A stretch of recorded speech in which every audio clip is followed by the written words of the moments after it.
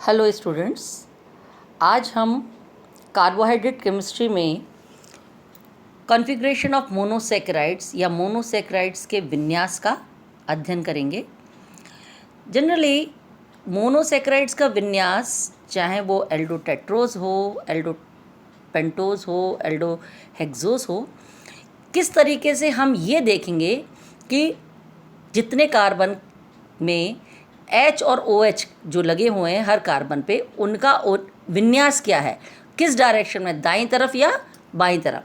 तो इसको ज्ञात करने से पूर्व ये बात जानना ज़रूरी है कि ये माना जाता है कि चाहे वो एल्डोपेंटोज हो, एल्डोहेक्सोज हो, एल्डोटेट्रोज हो, यानी 4, 5, 6 कार्बन की अगर मोनोसैकेराइड या शर्करा है, उनका ओरिजिन कहाँ से हुआ है, सबसे महत्वपूर्ण बात है। तो ये माना जाता है कि सबसे छोटा जो शर्करा है वो 3 कार्बन की मानी गई, कि इससे छोटी शर्करा पॉसिबल नहीं है। क्योंकि हम पहले भी देख चुके हैं कि जब भी हमने इस कार्बोहाइड्रेट केमिस्ट्री स्टार्ट की थी, उसका जब हमने डेफिनेशन देखी थी, तब भी देखा था कि ऐसे ही कंपाउंड को हम कार्बोहाइड्रेट कहेंगे या शर्करा बोलेंगे जिसमें 1-2 से अधिक OH समूह हो और कम से कम एक एल्डिहाइड या कीटोनिक समूह हो। तो सबसे छोटी शर्करा ये मानी गई है, उनका नाम हम पहले से परिचित हैं, उनका नाम है डी ग्लिसरल्डिहाइड और एल ग्लिसरल्डिहाइड। ये नोन कंपाउंड है और दोनों के दोनों जो हैं वो प्रतिबिंब समावयवी, दोनों एनेंटियोमर्स होते हैं। मतलब इनके बीच में अगर मिरर रखा जाए डी ग्लिसरल्डिहाइड और एल ग्लिसरल्डिहाइड के बीच में, तो ये 3 कार्बन की सबसे सरलतम शुगर है। तो सबसे छोटी अगर कोई हम मानते हैं शर्करा है तो वो 3 कार्बन की है, जिसको हम एल्डोट्राइओस कहते हैं। और इसमें केवल एक असम्मित सेंटर, एक असम्मित सेंटर सब जानते हैं क्या होता है, जिनके चारों संयोजकता कार्बन की अलग अलग समूहों से जुड़ी हो। तो देखो इसमें कार्बन नंबर 2 जो है उसमें एक तरफ CHO है, एक तरफ OH, CH2H और H, यानी इसमें असम्मित कार्बन कितने हैं, केवल एक। सिमिलरली एल ग्लिसरल्डिहाइड में कितने हैं, इसमें भी एक। तो एक सूत्र है कि जितने 2N जिससे कहते हैं, 2N एक फॉर्मूला है जिसमें असम्मित कार्बन के नंबर अगर 1 है तो टोटल एनेंटियोमर्स या कितने समावयवी बनेंगे, 2। यानी कि एक ग्लिसरल्डिहाइड में एक असम्मित कार्बन के कारण हमें 2 समावयवी मिले। कौन कौन से, डी ग्लिसरल्डिहाइड और L glyceraldehyde. What is the difference between 2? एक में बाईं तरफ H, दाईं तरफ OH है, एल में बाईं तरफ OH और दाईं तरफ H है। और दोनों के बीच में अगर मिरर इमेज लगाएं तो देखता है कि ये दोनों एक दूसरे के मिरर इमेज या प्रतिबिंब समावयवी, जिनको हम एनेंटियोमर्स कहते हैं, वो होते हैं। ये दोनों के दोनों कंपाउंड्स को माना गया है कि यही 2 वो कंपाउंड्स हैं, ये वो 2 सर्वोत्तम शर्करा है जिससे नई बड़ी 4 कार्बन की शर्करा, 5 कार्बन की शर्करा या 6 कार्बन की शर्करा का ओरिजिन हुआ होगा। ऐसा हम मानते हैं कि प्रकृति ने इस प्रकार से इसका ओरिजिन किया होगा। और इस बात को प्रूफ किसने किया, इस बात को प्रूफ लैब में मैंने पिछली क्लास में बताया था, किलियनी फिशर सिंथेसिस। कौन सी सिंथेसिस पढ़ी थी हमने, कार्बन का नंबर बढ़ाना। एल्डोज सीरीज में चेन लेंथनिंग में हमने किलियनी फिशर सिंथेसिस पढ़ी है। और उसमें फिशर सिंथेसिस की सबसे बड़ी खासियत क्या है कि हर बार एक कार्बन नंबर बढ़ाने पर हमें 2 कंपाउंड मिलेंगे, एक बार H और OH जुड़ेगा और दूसरी तरफ OH और H जुड़ेगा। इस तरीके से हम देखते हैं हर बार हमें 2 आइसोमर्स हमें प्राप्त होते हैं। और ये दोनों जो रूप है सारे मोनोसैकेराइड, चाहे वो एल्डोट्राइओज हो, टेट्रोज हो, एल्डोपेंटोज हो या एल्डोहेक्सोज, इनके मानक के रूप में तय जाए। तो मानक आपको पहले ही बता दिया है, डी कब बोलेंगे, डी नीचे से देखो, नीचे से सबसे शुगर कौन सी है इस शर्करा में, सबसे नीचे क्या है, CH2OH। इसके ऊपर वाले कार्बन पर विन्यास अगर H हो है तो उसको हम बोलेंगे डी। अगर ऊपर वाले का OH और H हो उसको बोलेंगे कैपिटल L। और यही मानक के रूप में है। जो डी ग्लिसरल्डिहाइड से अगर एल्डोट्राइओस से 3 से 4 कार्बन वाली शर्करा बनाएंगे तो उसका नाम होगा डी, क्योंकि वो चाहे भले 4 कार्बन की बनी है पर उसका विन्यास में हमेशा हम क्या बोलेंगे, कैपिटल डी। और जो एल से बनेगा उसको हम बोलेंगे कैपिटल एल। और हर बार हम देखेंगे, अभी आगे पढ़ेंगे कि हर बार सबसे बड़ा कार्बन, सबसे बड़े नंबर का असम्मित कार्बन, इसमें तो एक ही है इसलिए कोई प्रॉब्लम नहीं है, इसमें एक ही कार्बन है और विन्यास डी की तरह से है, HOH। इसमें OH है इसलिए इसको हम एल बोलेंगे। इसमें हम हर बार किलियन फिशर द्वारा हम एल्डोटाइट्रोज को से एल्डोटेट्रोज बनाएंगे, फिर एल्डोटेट्रोज से एल्डोपेंटोज बनाएंगे, एल्डोपेंटोज से एल्डोहेक्सोज बनाएंगे। ग्लिसरॉल्डिहाइड और एल ग्लिसरॉल्डिहाइड से उनका क्या संबंध है ये हम स्थापित कर सकते हैं, और यही इस आज के चैप्टर का, आज के लेसन का, आज के जो हमारा टॉपिक है इसका डिस्क्रिप्शन जो है वो इसी पर बेस्ड है कि किस प्रकार से हम डी शुगर्स को डी ग्लिसरॉल्डिहाइड से और एल शुगर्स को एल ग्लिसरॉल्डिहाइड से रिलेशन साबित कर सकते हैं। किलियन सिंथेसिस को द्वारा हम C1 और C2 के बीच HOH या OH का समावेश कर सकते हैं, और हर बार हमें एक नया असममित कार्बन प्राप्त होगा और हर स्टेप पर हमें 2 नए कंपाउंड प्राप्त होंगे। तो आज सबसे पहले हम पढ़ेंगे एल्डो ट्रायोज का विन्यास। तो हमने पढ़ लिया, ट्रायोज में 2 होंगे, डी ग्लिसरॉल्डिहाइड और एल ग्लिसरॉल्डिहाइड। एल्डोटेट्रोज का विन्यास पढ़ेंगे आज। एल्डोटेट्रोज के विन्यास में हम देखते हैं कितने असममित कार्बन होंगे, 2। आगे देखेंगे, अभी नेक्स्ट जब मैं पेज पलटूंगी इसमें 2 असममित कार्बन है, तो इसलिए 2 यानी कि टोटल प्रकाशीय समावयव कितने होंगे, 4 होने के कारण अब तुम देखो डी ग्लिसरॉल्डिहाइड से हमने किलियन सिंथेसिस किया, उधर हम एल ग्लिसरॉल्डिहाइड से सिंथेसिस करेंगे, तो हर बार हमको कितने कंपाउंड मिलेंगे, 2।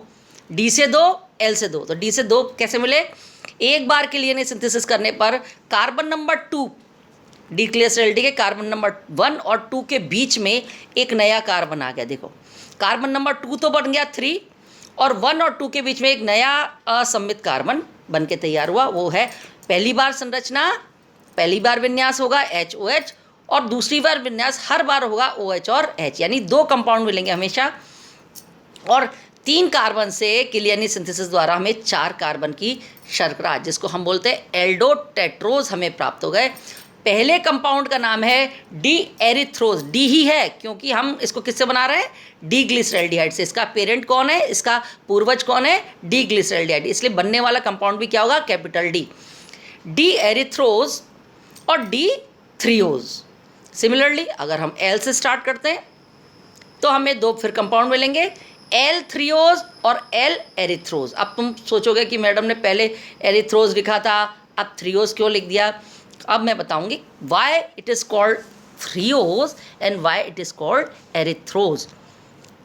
आगे एंड में हालांकि लिखा, पर मैं पहले बता दूं, एरिथ्रोज उनको कहेंगे जिनमें असममित कार्बन पर लगे हुए समूह एक डायरेक्शन में हो, एक जैसे। जैसे एरिथ्रोज में देखो OH वो एक तरफ है, HH एक तरफ है, 2 और 3 पे। थ्रियोज किसे बोलेंगे, जब जो समूह है समान समूह अपोजिट डायरेक्शन में हो, जैसे OH H है और H और OH मतलब अपोजिट डायरेक्शन में, इसलिए इनको बोलेंगे थ्रियोज। तो इसको मैंने थ्रियोज क्यों बोला, HOH है और OH और H ये एक दूसरे क्रॉस कर रहे हैं, एक दूसरे अपोजिट डायरेक्शन में। एरिथ्रोज क्यों बोला, जिसमें कि एक मिनट यहाँ सॉरी गलत लिख दिया मैंने, ये OH होगा, L है ना, ये OH होगा, इसको ठीक कर लेना, L एरिथ्रोज ना, इसको OHH कर देना L एरिथ्रोज के अंदर। तो इस तरीके से मैं इसको वापस भेज दूंगी पेपर को क्या फ़ोटो भेज के, कि L एरिथ्रोज में मैंने जल्दी में OH और H लिखना था। तो देखो डी एरिथ्रोज और डी एल एरिथ्रोज में समानता क्या है कि दोनों समूह एक दूसरे के साथ में हैं, एक जैसे हैं। डी थ्रियोज और डी एल थ्रियोज जो है वो एनेंशोमर्स, एनेंशोमर्स का अर्थ क्या होता है, अगर इनके बीच में मिरर रखें तो वो एक दूसरे के मिरर इमेज हैं, इसलिए इनको दर्पण प्रतिबिंब होने के कारण इनको एनेंशोमर्स बोलते हैं। डी एरिथ्रोज और एल एरिथ्रोज आपस में दर्पण प्रतिबिंब हैं, जिसको एनेंशोमर्स कहते हैं। डी और एल एरिथ्रोज, डी और एल थ्रियोज होते हैं, इनके बीच में डी और एल ग्लिसरॉल्डिहाइड से संबंध स्थापित किया जा सकता है। डी विन्यास आपको पता ही दिया, क्यों कहा, उच्चतम संख्या वाले असममित कार्बन, उच्चतम संख्या देखो क्या है, 3। असममित कार्बन का विन्यास कैसा है, H और OH, जो किससे मिलता जुलता है, डी ग्लिसरॉल्डिहाइड, इसलिए इसको हमको बोल रहा है डी। इसमें क्या है, उच्चतम OH और H, इसको बोला हमने L कॉन्फ़िगरेशन, इसलिए इसके द्वारा हम बता सकते हैं कि कंपाउंड डी है या एल है। लेकिन डी एरिथ्रोज और डी थ्रियोज, डी एरिथ्रोज और डी थ्रियोज आपस में दर्पण प्रतिबिंब नहीं है, यानी कंपाउंड नंबर 1 और 2 आपस में दर्पण प्रतिबिंब नहीं है, इसलिए ये आपस में तो क्या है, इनको चूंकि वो दर्पण प्रतिबिंब नहीं है इसलिए इनको बोलते हैं विब्रिम समावयव या डाई स्टीरियो आइसोमर्स। ये 4 कंपाउंड हैं। देखो इसमें एल एरिथ्रोज सही लिखा है मैंने, वो उधर लिखने में थोड़ी सी मिस्टेक हो गई। डी एरिथ्रोज और एल एरिथ्रोज देखो आपस में दोनों दर्पण प्रतिबिंब हैं, इसलिए ये दोनों एनेंशियोमर्स हैं। डी थ्रियोज और एल थ्रियोज आपस में दर्पण प्रतिबिंब हैं, इसलिए दोनों के दोनों एनेंशियोमर्स हैं। 1, 2 और 3, 4 आपस में एनेंशियोमर्स हैं, प्रतिबिंब समावयव। पर डी 1 और 3 मिरर इमेज नहीं है। डी एरिथ्रोज और डी थ्रियोज देखो मैंने लिखा है दर्पण प्रतिबिंब नहीं है, इसलिए ये आपस में क्या है, डाई स्टीरियोआइसोमर्स, विवृत समावयवी। सिमिलरली 1 और 4 डी एरिथ्रोज और एल थ्रियोज आपस में दर्पण प्रतिबिंब नहीं है, इसलिए ये आपस में क्या है, डाई स्टीरियोआइसोमर्स। 2 और 3 एल एरिथ्रोज और डी थ्रियोज आपस में दर्पण प्रतिबिंब नहीं है, इसलिए ये आपस में क्या है, विवृत समावयवी।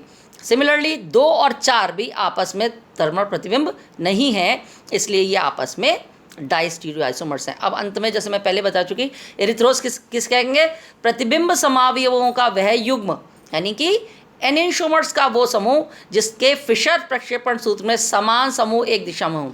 ये फिशर प्रक्षेपण समूह है, इसमें समान समूह एक दिशा में, HOH HOH। एरिथ्रोज में एल एरिथ्रोज में OH OH एक तरफ, HH एक तरफ, इसलिए इसको हमने बोला एरिथ्रोज।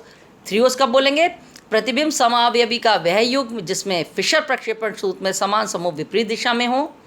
देखो डी थ्रियोज और एल थ्रियोज, OH H है, अपोजिट में H और OH है।